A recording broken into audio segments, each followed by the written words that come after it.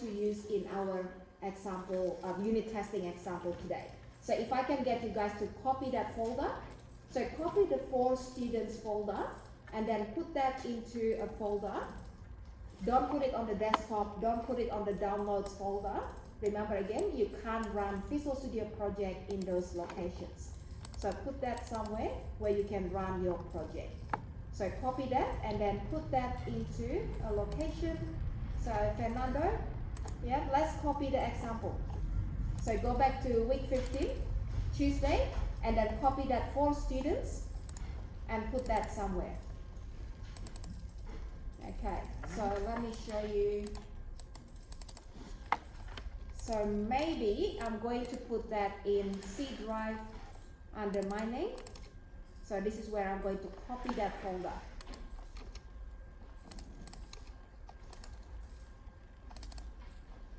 Alright, so open that in Visual Studio. Okay. Yeah. We just finished talking about the project, right? You missed a really important part. Yeah. If you have a question about the project, let me know later. Yeah? Okay. So open that in Visual Studio and then I'll get you to build that as well. So make sure we compile the code before we move on to the next example. What does that do? Yeah, so it's just compiling all the code, making sure there's no error.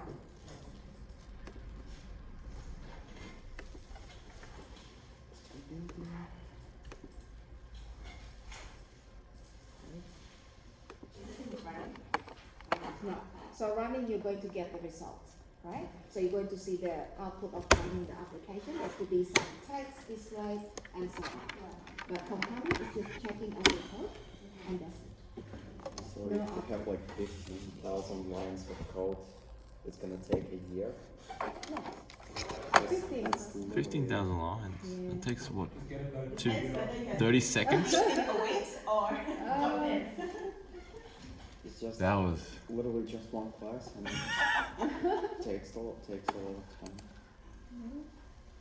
Okay, so the only reason why it could take some time is because sometimes it's using some external packages and then it has to download the packages and then it has to install that, right? So when you build, the initial build could be a little bit slow and after that it should be really fast. Yeah. Does this use a Windows form? No, we're not using Windows form, are we? No, what type of application is this? It's Oh. a console app. Oh, so good. Back to our roots. Back to our roots, yes. It's a console app. Because I read it. Yes.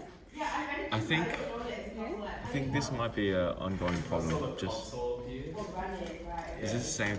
I think this is the same thing that happened to my Windows form. So I guess I can't use this. Yeah. Okay. Sorry, I'll use Still my. the same problem, isn't it? Yeah. I don't know why. It just happened after an update then. I did ask Nick because he had the class after that Friday. Yeah. Yeah. So let me check it. Oh, in the meantime, I'll just use my laptop. Finished less than a second. It didn't say that it's finished. Okay. It didn't say it's finished? Yeah, it's like build started, Yeah. and that's it.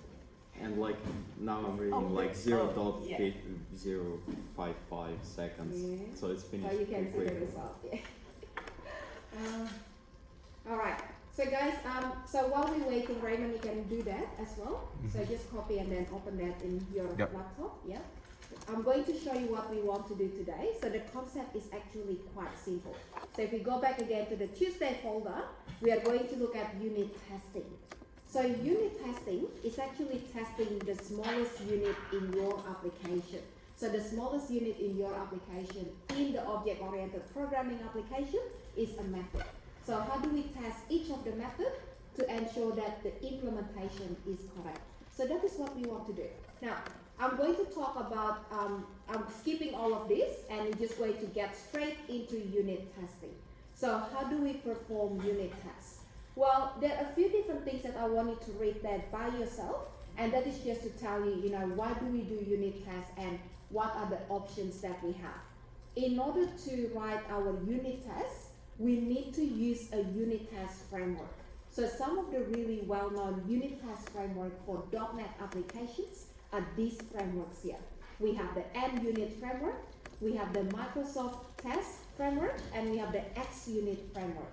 So these are the three popular ones that a lot of people use for .NET applications.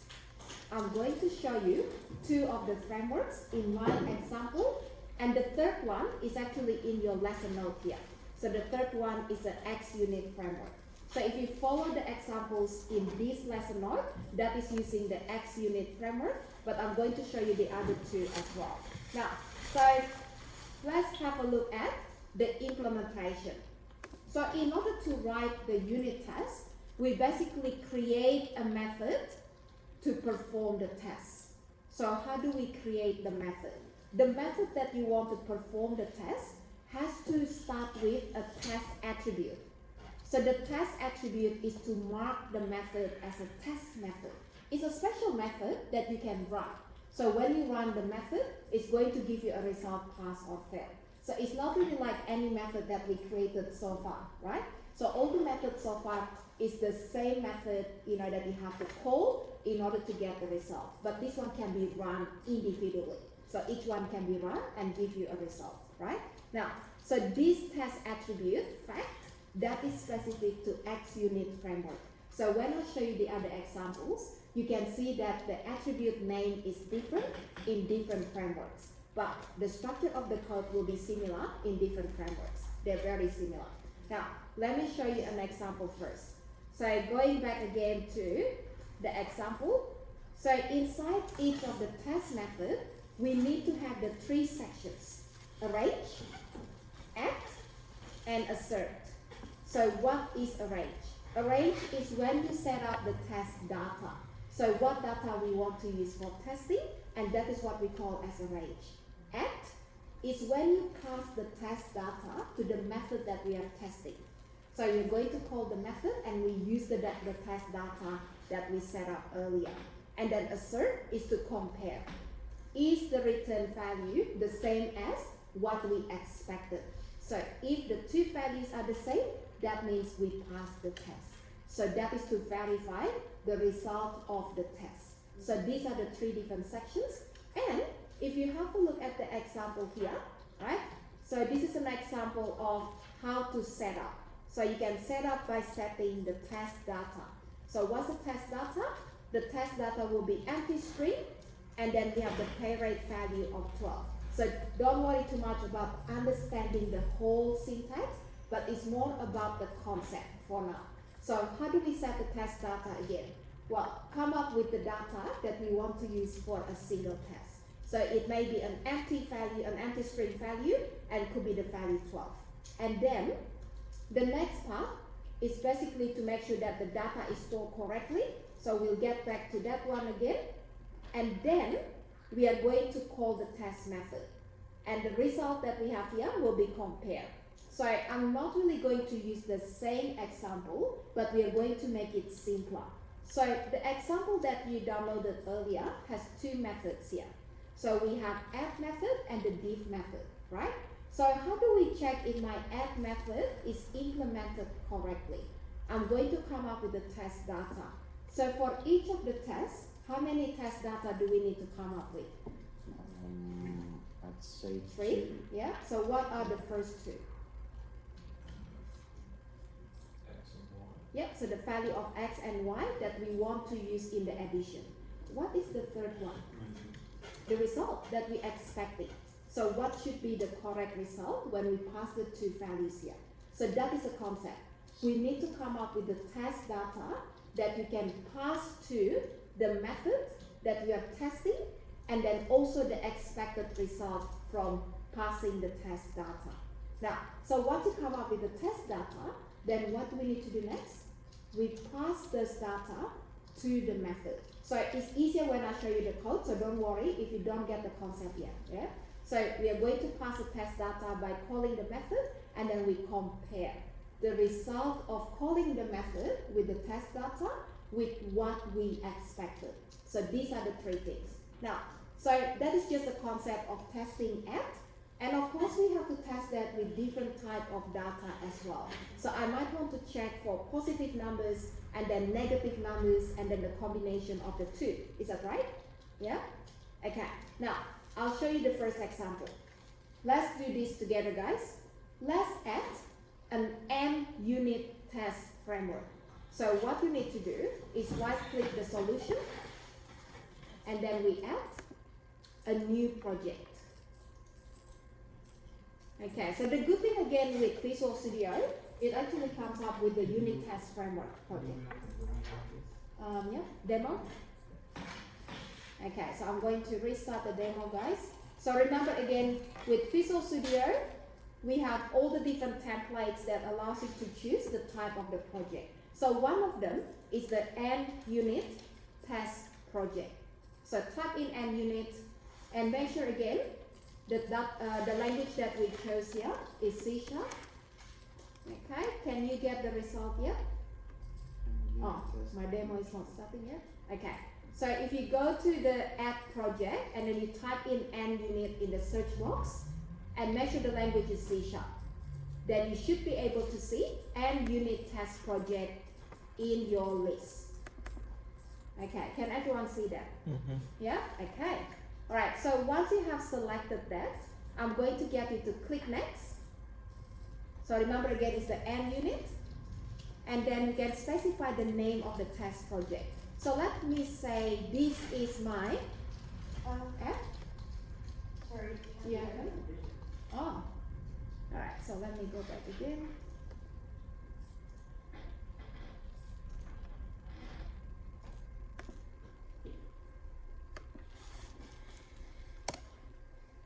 So basically we're just giving the program expected output and we're comparing expected output with the one that we got.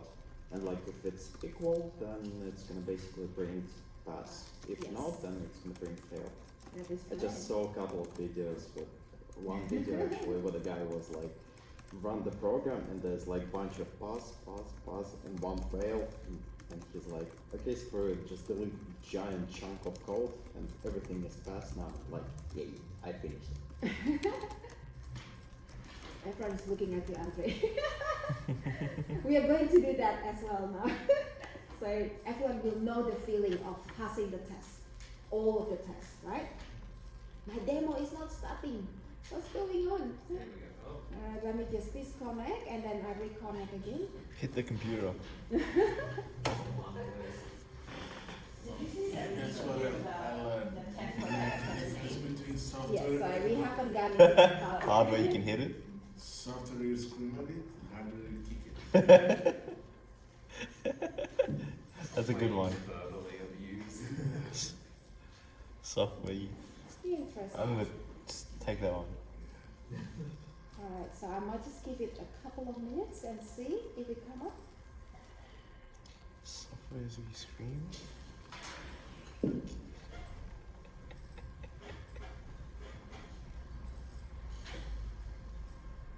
It's up on our screen. My screen. Yeah. So Alice? I think Elisa. Oh, yours- no, really? Yeah. computer crashed. Okay, alright, I'll just, Yeah. Okay, I'll that's just look okay. over on each other. Do you want to try to log out and then log in again? So maybe then it will reconnect to my machine. So, just to understand while we're waiting, Mhm. so basically we're just creating a separate class with a method to test other methods. Yep. And we're gonna, inside this method, we're gonna pass those methods. Call And those methods. we're gonna calculate compare result of those methods Mm. inside this method. Yeah. And print fail or pass depending on result. One second. Okay, so we don't have to print anything. So I mean, that like, is done automatically. generally, Yeah. Alright, so I'm going to try that again one more time, guys. I think it should be okay. Yeah. No need to apologize. Alright, can everyone see that? That? Can you see? Yeah. Alright, so guys, so this is very important. So what we need to do, remember again, we need to add a new project to the solution and then search out for the end unit test project template. And then after you selected that, we click next, right? And then we are going to give them a name. So I can call this any name that I like. I might just say this is my app and unit test. Alright, so this is just to make it easy to know what is this project about. So that is my app and unit test. And then click next. Okay, and then we can use the latest framework there. Then click create. Oh, it's already set up, test one. Yeah. Okay. So when you start looking at your code, it might come up with the syntax errors to start with, and the reason is because your framework is still loading. So if you have to look at the my app and unit test project here, the dependencies is using the end unit packages. So the end unit packages will be loading to start with, and then it's going to download, install the packages, and then once that's ready, then it's going to remove the syntax error from Can those. we look somewhere on the progress in installing? Yeah. So you can check that in the dependencies. You can see inside the packages, and you can see if they already loaded successfully. So if they're not loaded, you can see a red color here. Or if it's still loading, it's yellow. Or remember we talked about NuGet packages, right? So this is one of the NuGet packages actually. So you can go to your NuGet package manager, right? But I'm not going to show you that now. This is just to make sure that we have already installed that successfully. Now, so guys, if you still get the syntax error for these test attributes, let me know. No? All good? Yeah. Well, my screen says restoring NuGet packages. Yeah. So do you have syntax error on Yeah. this attribute? Yeah. Right? Yeah? Okay. So if that's the case, I'll get you to build the solution. Build the solution. Yeah, and then we might have to update the packages as well. So if it still doesn't work. Yeah, I put update, but still. Yeah? Okay. It says build started, so it's still running. Mm-hmm. So Fernando, yours finished? Now you're fine. Now it's okay? Yeah? Okay, finished. And no more syntax error. No more? Yeah. Okay, good. Excellent. Alright, so that's basically the basic template that is given to you. Now, so what I want to show you is how do we write the test cases. So, sorry, the test here. I'm talking about test cases later on because I don't want to use the terminology yet. So let's do this. Ignore this part that I'm going to talk about later on. And then this is the first unit test method. Now, the name of the unit test method usually needs to be specific. So that has to say what we are testing. I'm going to change this into add test because this is going to be my test for the add method, right? So the name of the test attribute is test. So that is what we need to precede our unit test method in end unit test. If you don't have this is not going to be a method that you can run. So you need to always have to have that test attribute. Is Right. it keyword? Yeah, so that is a specific keyword that you have to use. We call this as a test attribute. In order to program to understand,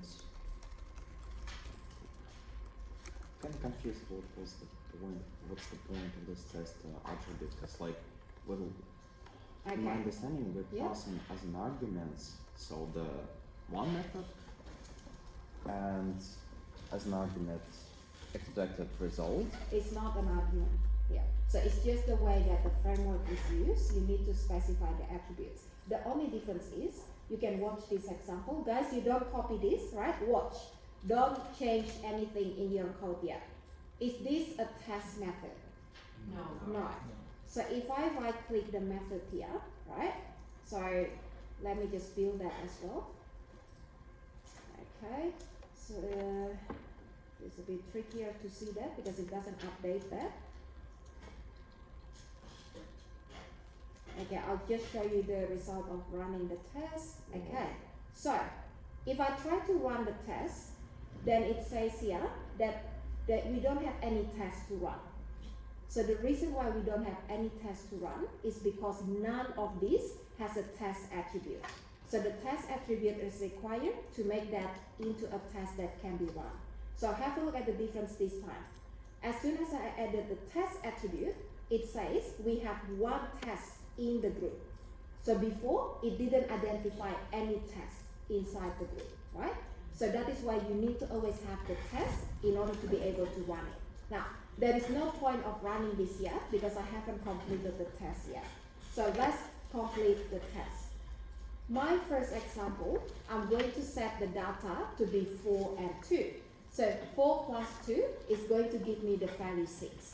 So usually this is what I want to do, right? So we need to start with arrange and then act, and then we are going to do assert. So what's in the arrange section? Come up with the test data. So the test data in this case could be num1 is equals to 4, and then num2 is equals to, let's say, 2, and then result. So what is the expected result in this case? Yep, 6. All right. So that is going to be my arrange section, right? And then what is in the act section? Pass the data to the test method. So how do we call the test method? Now, this is the part I want you to tell me. How do we call the add method from this project? Hello, do we use the class name or the object? Object. Class name, why? Because the program, the my calculator class has no objects yet. It only has a method, so we have to use the class name to call the method in the class. Okay. And it's a static, it's because it's a static method. So it's a static method we use the name of the class. Very good. So every time you call a static method, you're using the class name. Is that right? So what is the class name? My calculator. My calculator. So if you type in my calculator here, it doesn't recognize that. Guess it's not under the same namespace. Very good. Because it doesn't recognize all the classes in a different namespace. What we need to do next is to add the reference to that project so we can include that in our test. Now, how do we do that? You right click the unit test project in Solution Explorer. Okay, so right click the unit test project, and then we are going to add project reference. Okay, so click that and then choose your project. So the project is called My App. Yeah, so click OK. Now, so what you can do then, remember again, this is still a syntax error at the moment. So what is the next thing that we need to do? So make sure that we have the namespace included. So you can always double check that in the usings.cs file. So this is the global using file, right? Have we included your project, the namespace of your project? No. So we can either add that in the global using file, or we can just do it the same way as how we did that on the top of your file, right? So let's just do it that way for now. So go back here in the beginning of your file, we can add using. So what is the namespace for my calculator? My app? How do we check that? You can go to my calculator and take it. Very good. So go to my calculator and then have a look at the namespace that we use in order to define the class, right? So that is the namespace. Now, so all the steps that I show you now, they're actually in a text file. I'll show you that again later on. So once we have added the namespace, have a look at the difference. So it recognizes that as a class that you can access inside the test project. Now, remember again, to call that, we simply just put dot and then the name of the method. So what are we passing? num1 and num2. And this method returns a value. Is that right? So we are going to store the return value into a variable. I call this as actual result. So we have expected result and we have actual result. And then the last thing that we need to do is to compare the two values. So we are using the assert class, which is one of the classes in the test framework. R equal is the name of the method in order to compare for equality. So we're comparing the expected result with the actual result. Now, when you're learning about unit tests and the unit test framework that we are using here is NUnit, you need to look at the name of the classes and the name of the methods that you can use. So just the same as using any kind of package, right? So when you learn about CSV helper, you need to know which classes to use and which methods to use. So the same for your unit test as well. Okay, so that's what you need to do first. And then, this is the fun part. Run your test. How do we run the test? You can run it using the test menu, or you can right-click the method and then you choose the option to run test. So right-click the method and then click run test. And it's going to open up a Test Explorer window. So this is what we want to see. So hopefully you can see a green tick that says add test, pass the test. So the Test Explorer window that may be attached to the bottom part of your IDE, that could be at the bottom. Yeah, so try to search. Now the first time you run it again, guys, it could be a little bit slower, right? So it's just going to initialize all of those tests and then it's going to show you the result. So hopefully you get the result now. Have you got that result? Yeah, is that pass? So the syntax is test and this method and arrange, act, and asset. So like this method thing and the separate project using this libraries for the unit testing. Yeah. It's basically creating this kind of program, this application with like pass and fail results. Yes, that is right. How do you get the test? Yeah, so you can right click the method, On the top right click test, and bottom then test, choose and test. run test.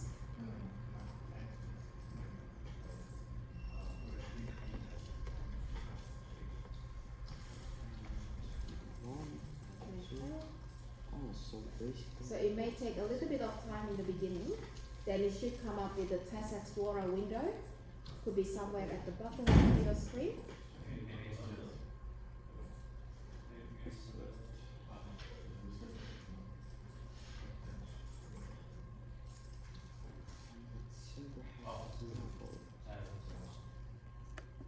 Okay, did you get the green tick? Yeah. Yep. Okay, good.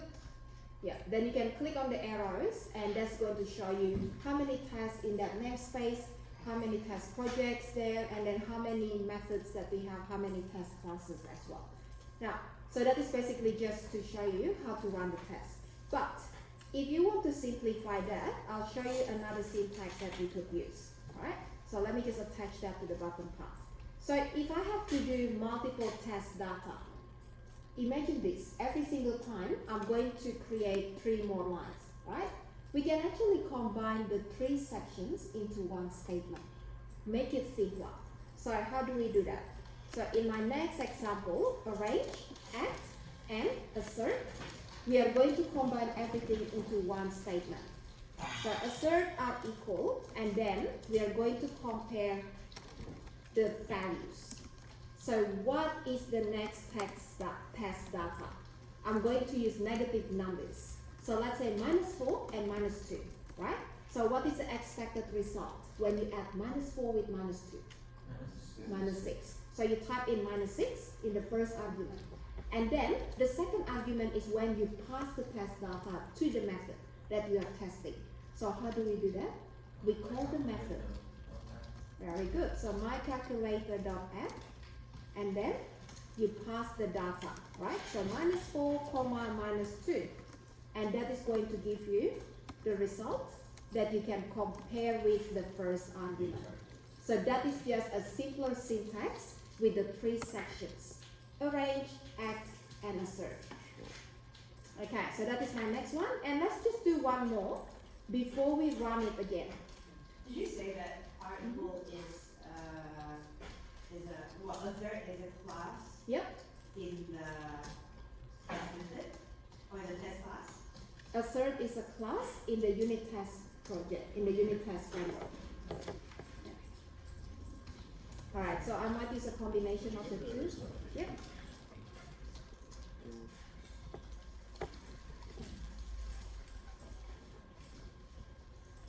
So technically we also can call method divide. Yep, to- so but we're gonna create a separate test. that is right. We're going to create a separate test. Okay.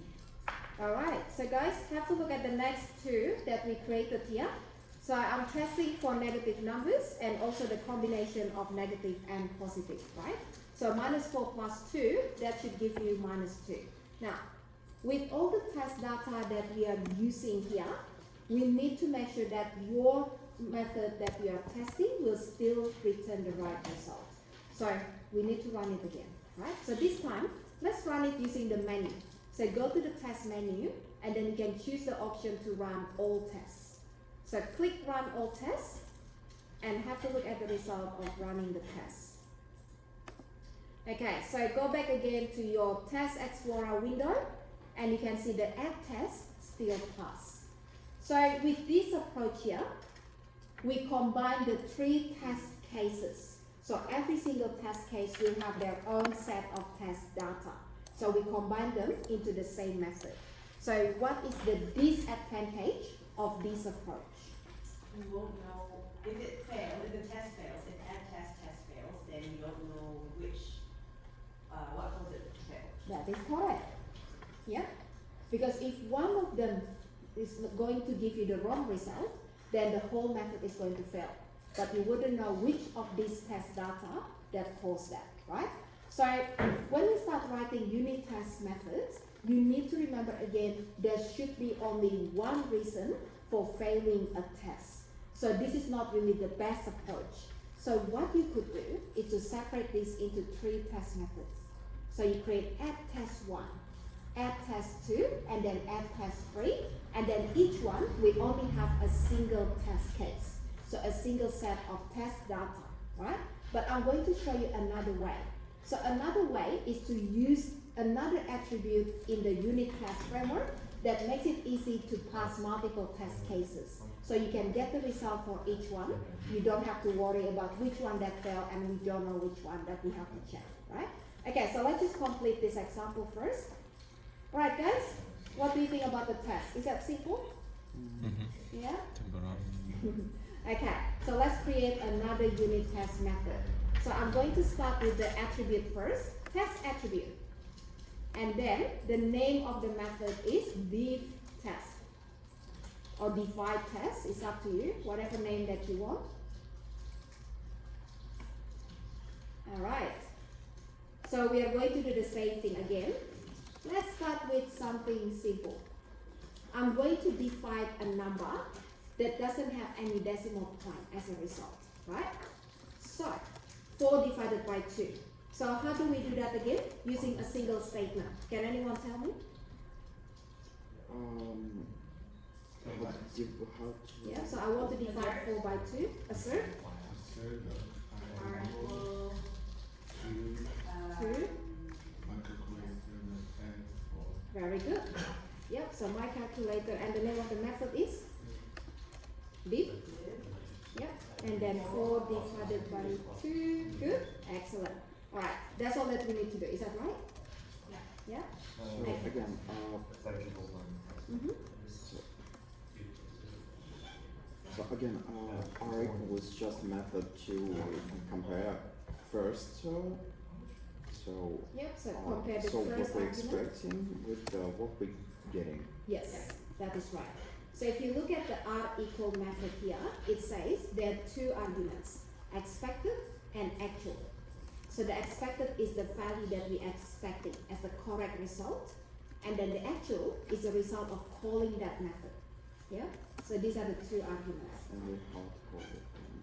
Alright, so let's copy that and then let's do the same part again, but this time the division is going to result with a decimal number. So let's make that into 5 divided by 2. So the result should be 2.5. Is that right? yeah. Okay. I'll show you another thing that is really interesting about division. So let's do another thing after that, where the result of the division is going to be rounded to the 2 decimal places number. And then what we want to do is to divide 4 by 3. Now, the last value, the last test case is going to fail. Can everyone see that?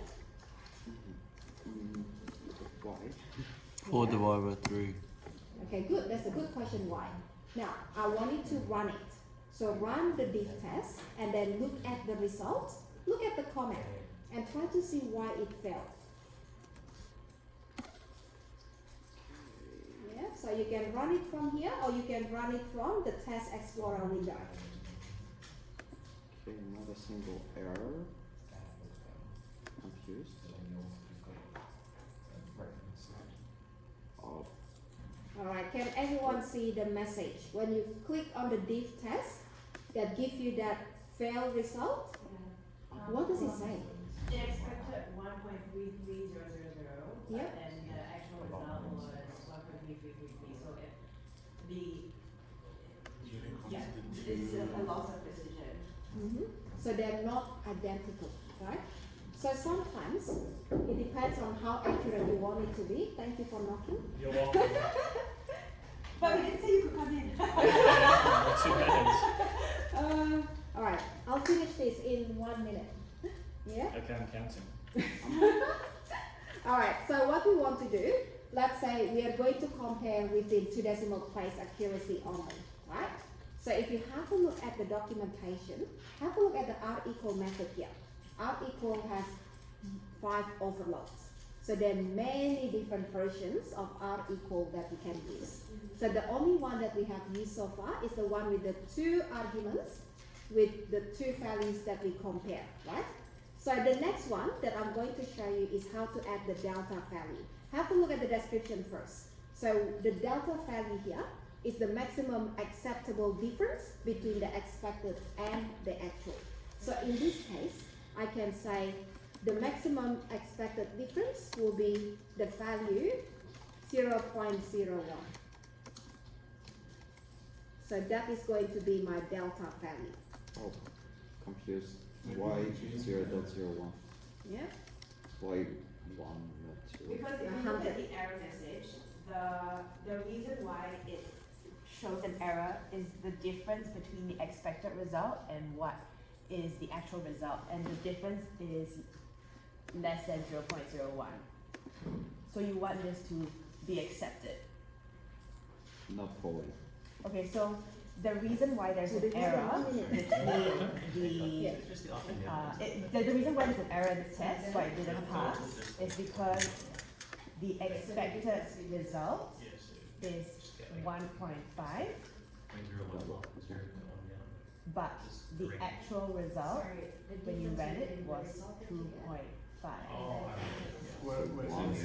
So actually, sorry. Okay, this one will still fail because you're doing a different, you're running a different. Hey, Nick, You know what?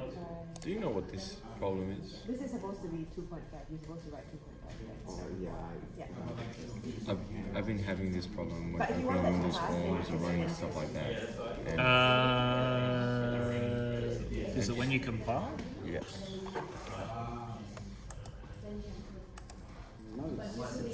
The result package access. So where is this project? I'll have to put in a ticket then. Yeah, so when I try to do my Windows form, it just doesn't start. But hang on, what type of Windows form is this? No, this is not a Windows form, but when I do other Expected projects. result is .NET 6, okay. 1.3. Yeah, there may be an issue with the Visual Studio Actual installation. calculation that the So I'll just computer put in a does ticket. actually returns the result from Yeah, I'll just put in a ticket. 3. Okay. So there's actually a difference, but the Okay, run it difference guys, run it. is less than Run it. 0.5. Run. Run. Passing test, yeah, green. Ship it. Go. It's ready. Pick up. It's ready. You know, ship it to production. So there's 0.0. So it's like 4. You want Okay, that's why you can see, the straight and unit. As if you want to test Because we've been watching Yes, videos yeah, about okay, unit so testing. then But you know, there's so you're okay with the difference of 0.003. there's what's called Yeah, test this driven is development, just like, which is you write your tests first It's fine, before you right? write your. 0.03 is fine. You'd have to have a good idea of what 0.04, is it fine? you're no. You don't we're want gonna to create then. Oh yeah, but you build it up incrementally, right? So I want to test it, but I'm not following. so like Okay, let's so- say for So example, basically, right? Can it I? depends. So No now coffee there? No copy that quickly. But let's say for If the example that I difference wanted is to have small a enough, method called you want the test to pass, right? Yeah, but I'm not following where Oh, you're no, getting oh, 0.01. let's say I wanted you to can have choose, like you can choose 0.01, you I can don't know, choose 0.02. static void, The not 0.0 void, double. Okay, the number that My you add power. here is And it basically calculates like the base and the then difference that you are willing to accept, the rounding error that you are willing to accept. EXP. I'm just gonna return. Okay, 0.0. so And so then 0.01. I would write so a if test it's gonna for be it. 1.334 test, and bunch of zeros. and then public void. So it's still gonna be accepted if I put 0. My pal calculates. So earlier Was when it? you ran this test, right? Mhm. When this was 1.5. Also, generally people Earlier tend when to you have ran very 1.5, descriptive methods there Test, was for an their error. tests. So Because you want to make it clear what it's Yeah. actually But testing. then And it, then it was wrong. R I equal. mean, the test failed If I give it because 0, the then actual my calculator. result of 5 divided by 2 is 2.5. But 2 in to your the power of expected 0 result, should you be wrote, 0. I want it Actually, no, it should be 1.5. yeah, it was So actual 2.5. Oh, so it should be 1, right? So then I run my test. The difference. And you always start with a failing test. okay. But then if at the end Well, of failing, this, right? Yep. And that's actually an important thing is if you write tests that always pass, they're not very useful. Yeah. So you want to. So sometimes you'll actually go into your code and deliberately Because break you're it and see saying if your tests that actually. if the Um, difference between actual And so then, expected okay, well I guess I can is just return one. less so- than 1 So or whatever what number I would put be the there, difference? So And, let's say if I put here. Oh, that's a new one. And we're done. Oh, I guess I've done with my panel. Oh. It's like, no, I'm not done, right? Because that's just the simplest scenario. So then I would add another test which says, okay, Oh, yeah, what so, if yeah, I after. do Okay, 1 R equal 0.01, let's say, and if this 4. one is gonna be 1, Yeah. right? and the I'm In doing theory, you have to my count this power out. 2 to the power of 2. There'll be So I think now it should fail. Right? So then maybe I try my trick again where I'm like, well, I'm gonna return 2. I'm gonna return 4. 4. 4.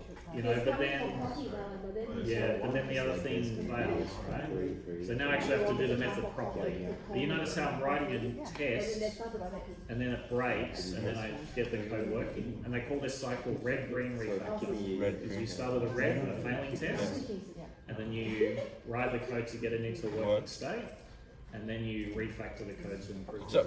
why did this one fail again? Because I'm not ready, so it actually told me expected 1, but I gave it 4. I just need to add. In your code just then it was. Was it because of the first line?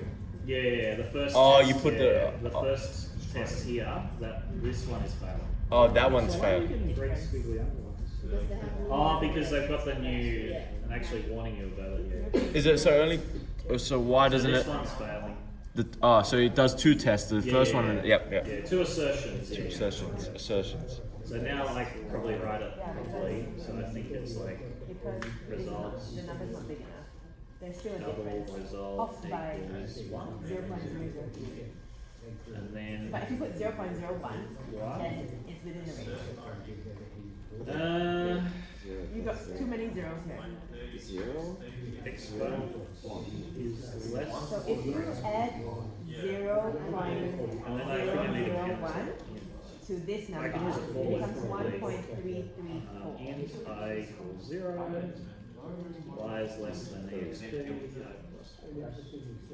Yeah, so And then 1.334 results. is still different from 1.333. So that's why they say it's wrong. Result, you know. It will only accept And then run all. if it's 1.3. We'll build errors. It will Ah, only because I'm missing my close on the Run all tests. So, or okay. 1 let point. me So there we go, it's now Yeah. But I might actually write some additional In this tests case, just to verify. it's Like expected maybe some really big. result. Oh. Yeah. That's pretty cool.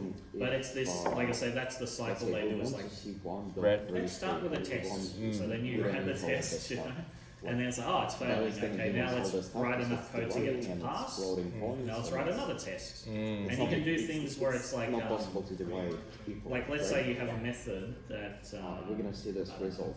So it basically, what we want takes, to do in it this tells you is whether to the say, letter you gave it, the set char you gave it range is a of, vowel or a So consonant. set the digits, set the So your number, first test is just the simple which we're gonna scenario, but then you allow might think, to okay, but what if they give it be like an more uppercase letter? Yeah. result. Is we it, want does to- it ignore that casing? result Okay, we so want write a to test see. for that, then then get it working. Mm. And that's like, okay, now what if they give it no character, they give it like null or an empty It's vowel. the Should it throw an biggest exception? difference. And then you write a test for that, right? So you You are build it really up flexible. incrementally by This adding is more an tests. infinite loop.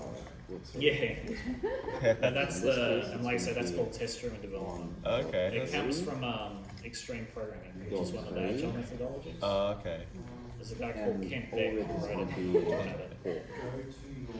Look at everyone is standing up and No, that's getting good. ready. They're getting ready because they're like, we don't care. If We you're just at want zero, to if have a you're break. saying that you're only willing